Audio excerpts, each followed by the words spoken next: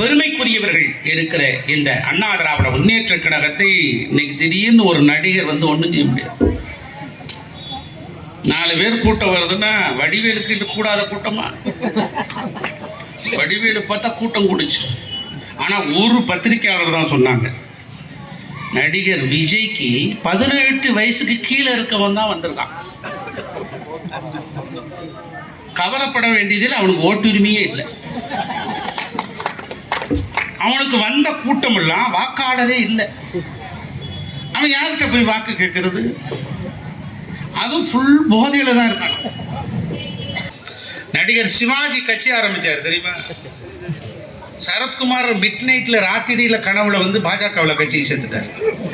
கமலஹாசன் மக்கள் நீதி மையம், வலதும் இல்லை இடதும் இல்லை மையத்தில் போய் அறிவாலயத்தில் போய் சரணடைஞ்சு கீழே விழுந்து ரஜினி கட்சி ஆரம்பிக்கிறோன்னு ஆரம்பிக்கல, கமலஹாசன் கட்சி தொடங்கினார். இந்த அமமுகன்னு ஒரு கட்சி இருந்துச்சு.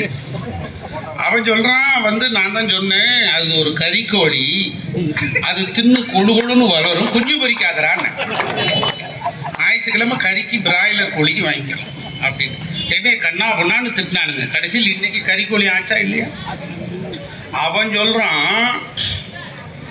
சொல்றான் அன்னைக்கு எடப்பாடியாரை முதலமைச்சர் வேட்பாளராக இல்லை என்று சொன்னால் என்டிஏ கூட்டணியில் இனியும் ஒண்ணா நீயே இல்லை ஓடி போயிடுறார்.